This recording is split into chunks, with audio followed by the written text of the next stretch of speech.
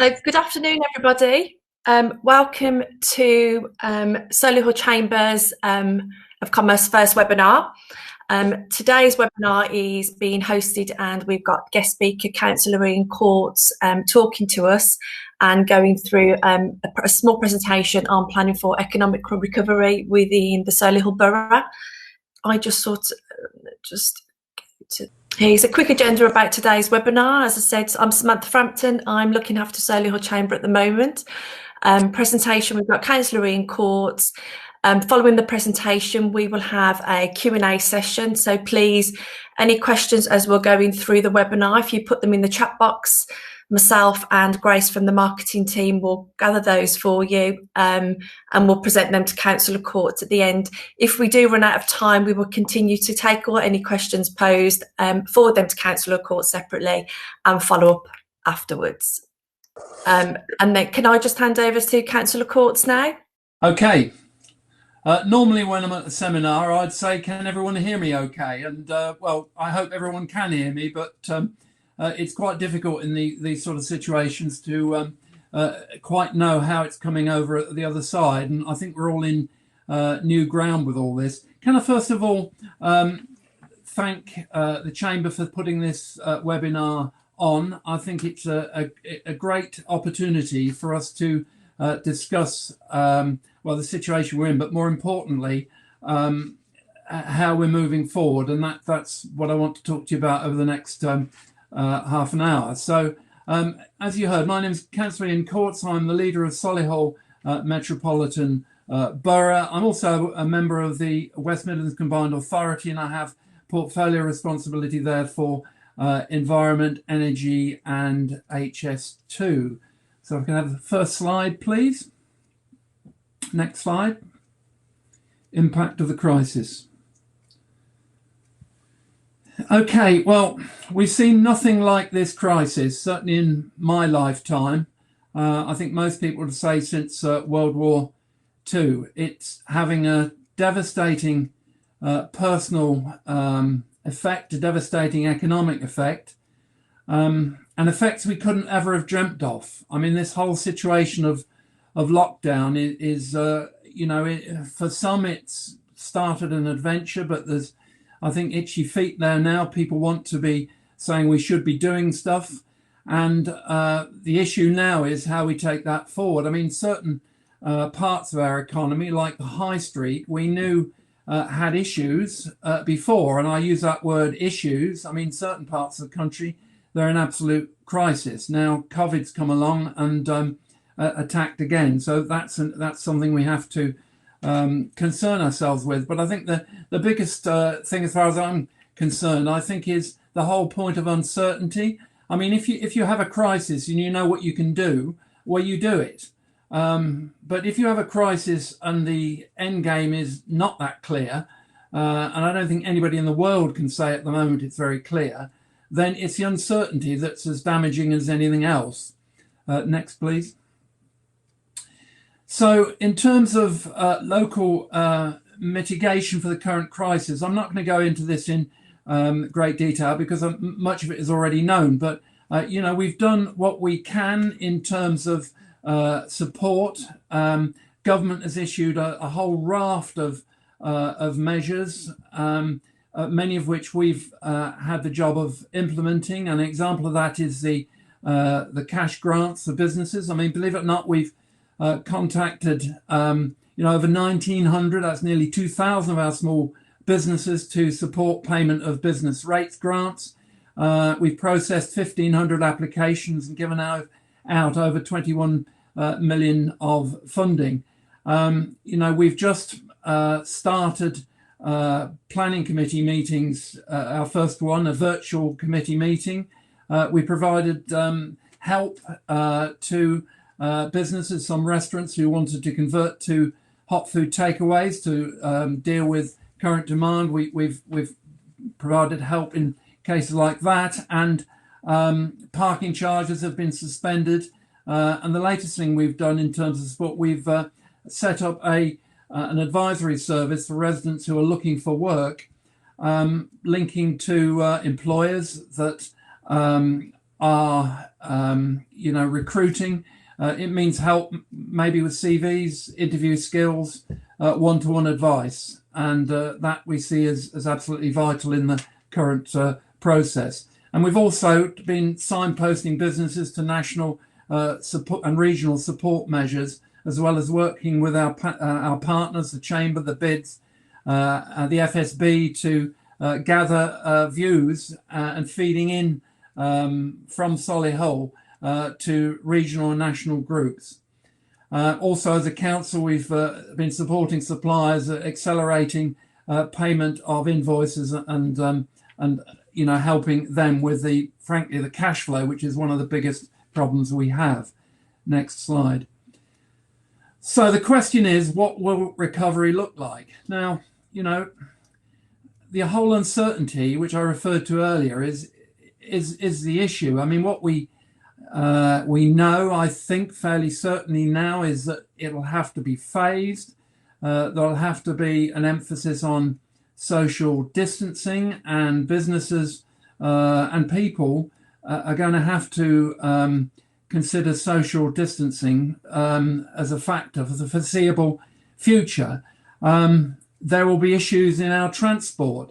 There's a massive learning exercise now. We've got to prepare them to come back to bring back a system that's possibly seen 95% reduction in traffic. Now, I think there might be a view that the car will be seen as safer to return to as a means of transport, and that's something really we don't want to encourage at all, because congestion was a feature before.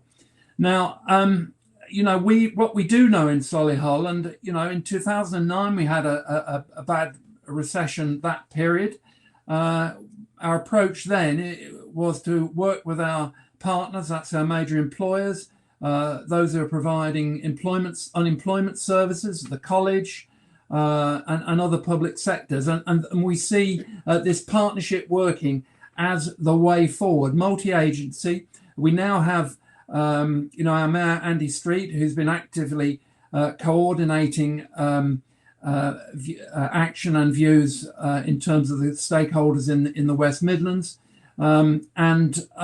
We see moving forward there'll be much more collaboration between all of us to make recovery come back. And from a Solihull point of view, obviously, I'm very keen that we get stuck into the recovery mode as soon as we possibly can. But there are other issues. I mean, the environmental crisis that was there before, it hasn't gone away. It'll probably come back even more than it was before as an issue. Likewise, Brexit. So, there are many challenges ahead of us. Well, there might be opportunities, and I think we must look forward and say, how can we seize some of the opportunities that may be presented? I mean, remote working, for instance, is something now we're doing. We're doing it now. I think, we will get better at that. We can probably say, well, do we need to have all the meetings that we've been travelling around to attend? Can we do more like this? I mean, inevitably, some can be personal, but I think much more remote working is going to be possible. And we can look at what we need to look at what the, I think, enhanced skills we need, digital skills for everybody to capitalise on that. Another factor is Solihull as a economic powerhouse, frankly, in the West Midlands. I mean, we generate the highest GVA per capita. We're one of the best in the country, actually.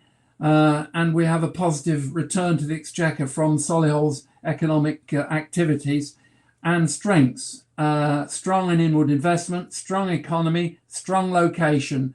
And I think those are the things we want to emphasise as we move forward. Moving on, next slide.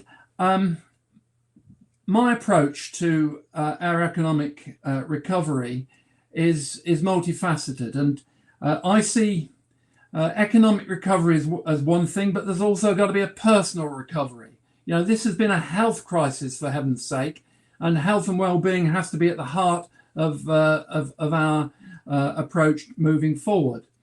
That's why, I mean, our economic recovery plan, we're looking at a sort of three pillars, you could say. There's people, there's business and sectors, and there's what I'd call project and places.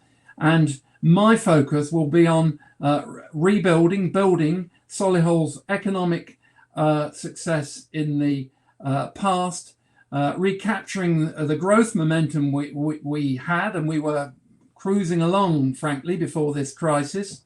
And there are two major projects that I would talk about. One is the HS2 growth strategy, and the other is our town centres. And they're two, I would say, extremely important projects going forward. But let me just take this bit by bit. And if I could deal with the people aspect first of all. Next slide. As mentioned, we've launched a bespoke advice for those who are looking for work locally, matching vacancies with employers, and we work with specific business sectors that need support in recruiting, because we do know it's inevitable there will be unemployment increasing because of this, and we need to tackle that in terms of matching it with jobs. We're also looking at support programs, tailored support. We have a program called Enterprise for Success, and for those looking for self-employment, we have qualified advisors who have experience of running their own businesses. And there's things like virtual drop-ins in sessions and one-to-one advice.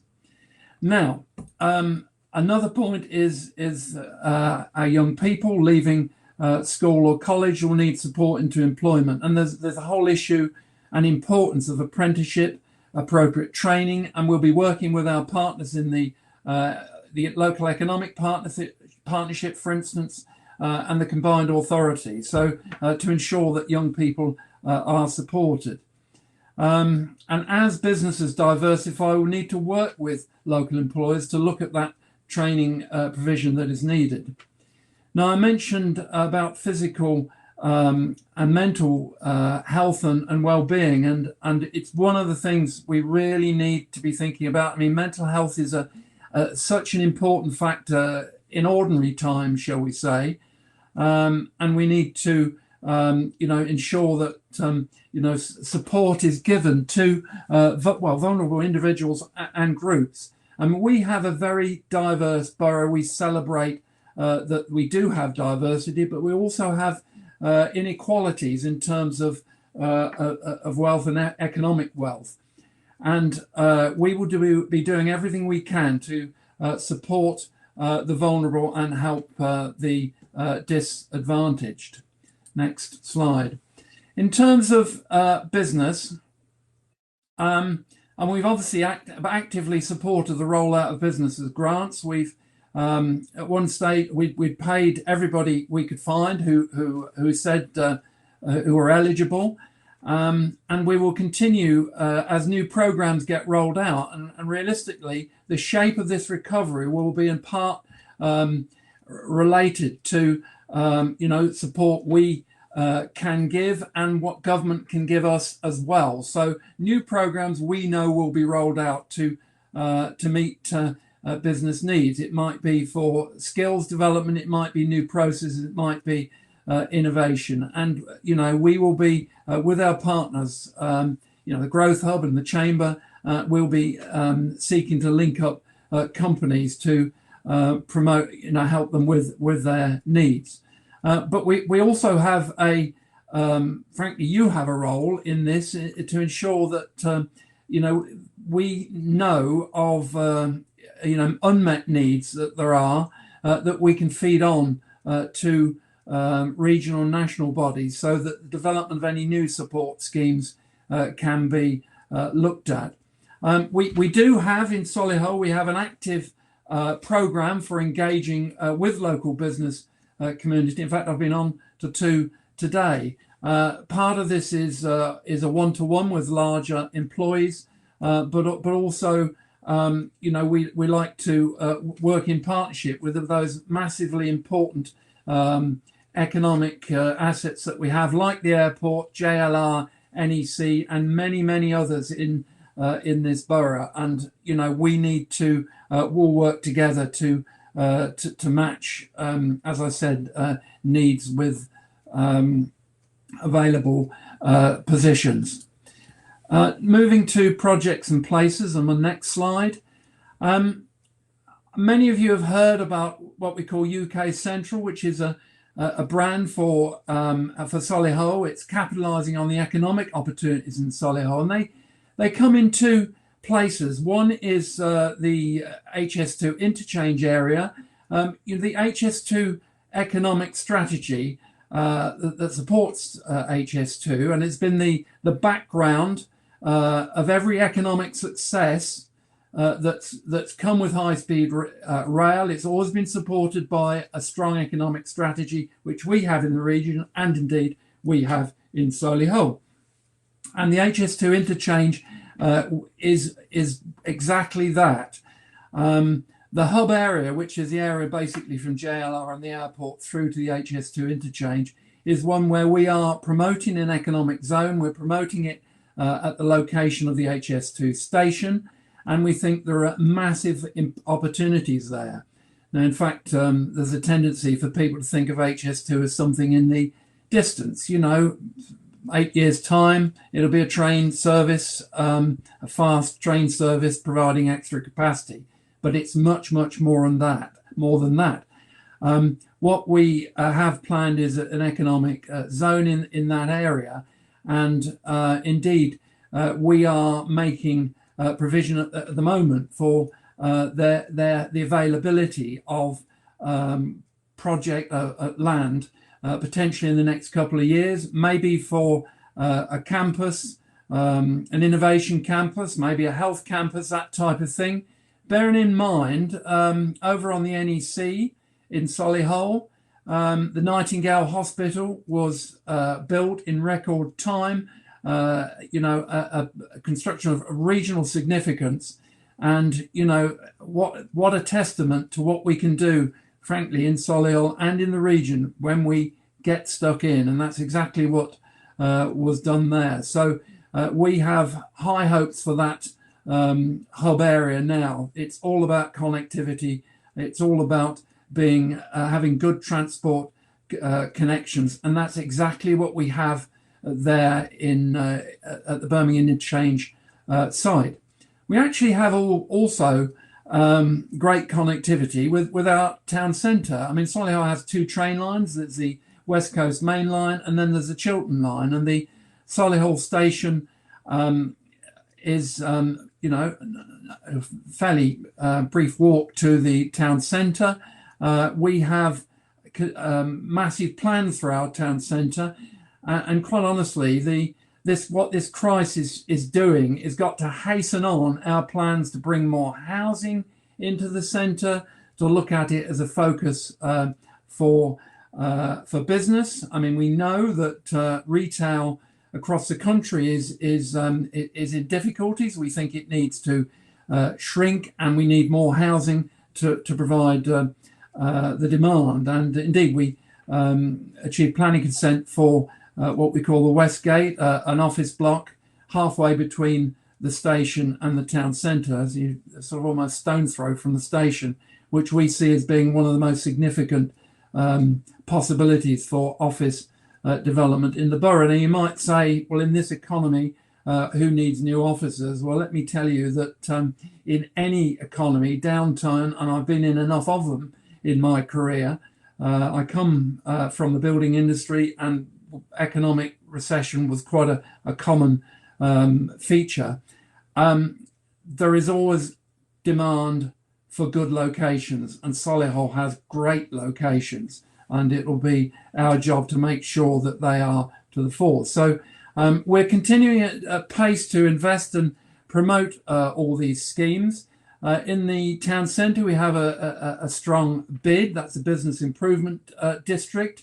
The job is that they run the events, they run the the town centre events, and they're doing a great job. And we see as and when the end of lockdown enables us safely to hold more events, the bid has a very important role in revitalising our town centres. So, critical, frankly, to economic recovery is the town centre and other centres. Shirley Town Centre, Knoll. We have plans in the north of the borough also for our centres there. So there's a lot that was there before this crisis, and our job is to keep it on track later on when as and well lockdown is reduced. Later this month we'll be supporting the chamber with an HS2 as another webinar which will focus on supply chain opportunities from HS2 as well as contractors Balfour Beatty and Lang Murphy. So, there is an awful lot going on. Last but not least, as you see on the screen, it's about tourism and the visitor economy. It's something, people have asked me in the past, what has Solihull got for the tourist? Well, it's got some great shopping for a start, and it's got some great countryside. And actually, it's got great cultural offer. We are in the middle of a tourism, destination, and that can bring us great benefit as and when lockdown gets reduced. So, we need to look forward with these things. Nobody's saying this isn't all difficult. And the most important thing is how we manage the process of recovery. Government will be issuing plans. We're already, as is obvious, making our own plans, but to a great extent, it will depend on the extent of social distancing and frankly, getting cleverer at social distancing, which I think is going to have to be a lifestyle for people and business now. So I'm drawing sort of near to the end of my own presentation now. I'll have the next slide. Just as a point, we are sending out a business survey via our business investment team. Now, I know there's a sigh of, oh dear, surveys, because frankly, I get so many of them. It does get difficult, but we do need information and, shall we say, intelligence and response from our local business community to help us shape our recovery plans and indeed to help feed into regional plans, likewise feeding into government. So to ensure that we are meeting the needs of the business sector. Quite frankly, as I started off with talking about collaboration and how we need to do a lot of these things working together. And that is exactly how we must move forward. But we do need that advice. So I'm coming to a conclusion now. I think the next slide you will see is a Q&A. By the way, there's various information there about business advice and support. You can find those on the website, council website, or Solihull for Success. So that's available. So I'm going to pause there because I know the benefit of some of these seminars, webinars, is actually in the questions as opposed to the someone speaking from a monotone. So over to questions. Thanks, Councillor Courts. I'm not too sure if you can see the chat down the side, but we've had a quick question obviously come through from Robert Elliott. So this is from Robert. It's clear and recognised how much physical and financial support has been given by the council. Has central government given any indication that continued financial help will be given to councils to enable them to finance the initiatives and activities you have outlined? And will Solihull remain financially strong, or may cuts be needed? Okay, great question. Well, in terms of what's coming from government, government is working its recovery plan, and finance is key to it. The only thing I would say to you is that Solihull has been in quite a strong place financially. Quite frankly, heaven knows what the future will hold for everybody.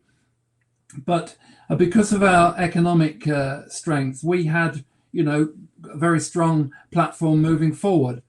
We will be lobbying I have lobbied, and anybody I can get hold of to lobby on my behalf to continue to give us support for our activities.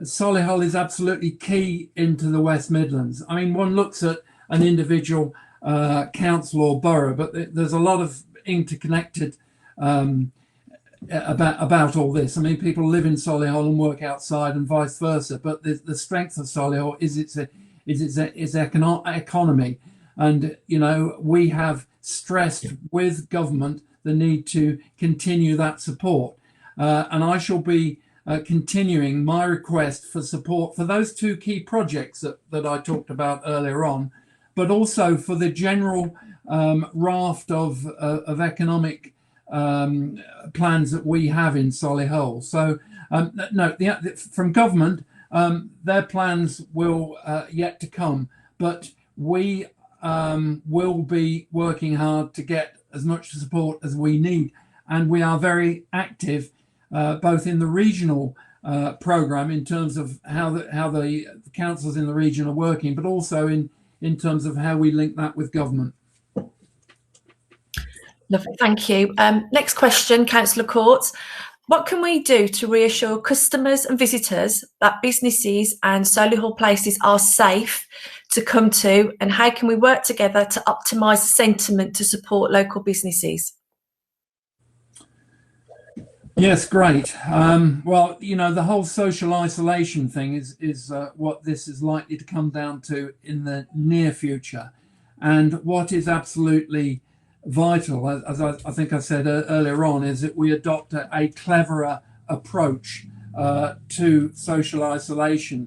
I mean, we were all locked in simply because a number of people weren't sensible, and even some now aren't being completely sensible.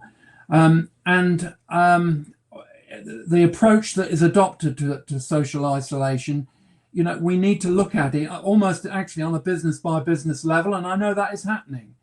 I mean, the businesses I'm talking to are thinking, well, we need to go on. I mean, you take the construction industry where various aspects of that have needed to continue.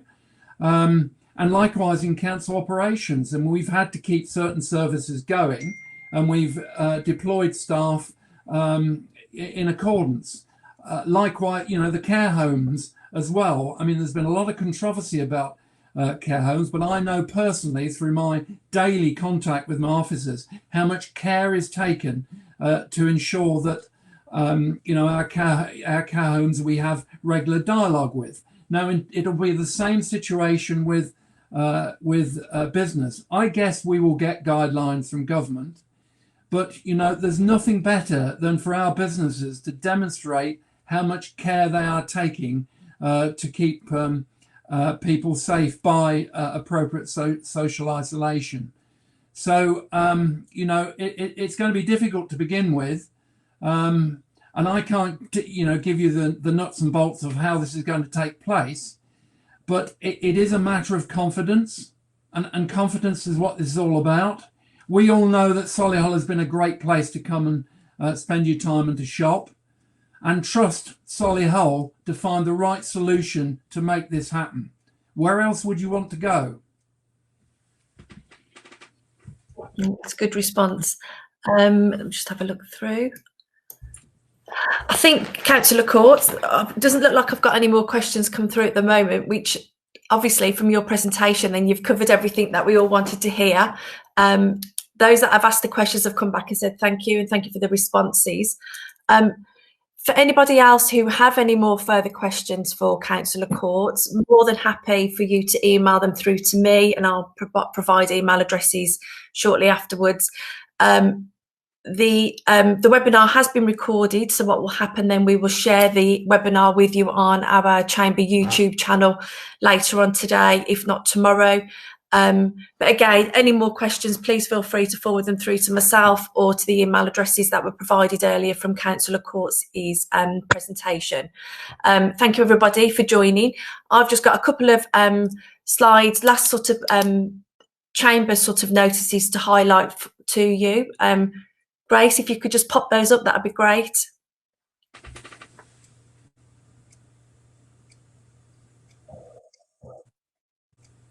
Lovely. And this is just going over, just to reiterate that the Chamber's here for members and non-members to the continued support. We continue to connect, support and grow our members and our businesses. We have the specific COVID grids and any help and support we can give around the policy, and we've shared that with everybody. Hopefully you're all receiving our Chamber link newsletters and the digital Chamber today. And as alluded to by Councillor Courts, we have some more up and coming webinars within Solihull. There's a few listed there.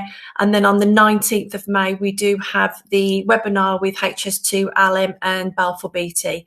And that will be all out shortly. Any events or any other webinars are all listed on our Chamber website. My email address is on the screen. Thank you for everybody who's joined in today. This was our first webinar within Solihull. Hope you've enjoyed it. I hope it's been informative. Thank you to Councillor Courts for taking the time out and time to spare to join us today. And we will. And thank you very much. And everybody, enjoy the rest of your afternoon. Can I just finish last word? There's another question. Have you seen? There's another question. Yeah, that's just come through. Yeah, which if you have time, I mean, I'm really pleased to get that sort of question. Let me tell you, there have been some great success stories, you know, coming from various businesses in the borough. You know, we need to celebrate these in every possible measure we can, and I shall certainly do that. But you know, keep making sure that they get put through to social media and elsewhere. We need to promote, you know, this borough and this place, because there's a lot of people here have been working really hard, and we want to see them recognised. So I look forward to talking to you all again at some other point. Thank you very much, Councillor Courts. Thank you, everybody. Thank you.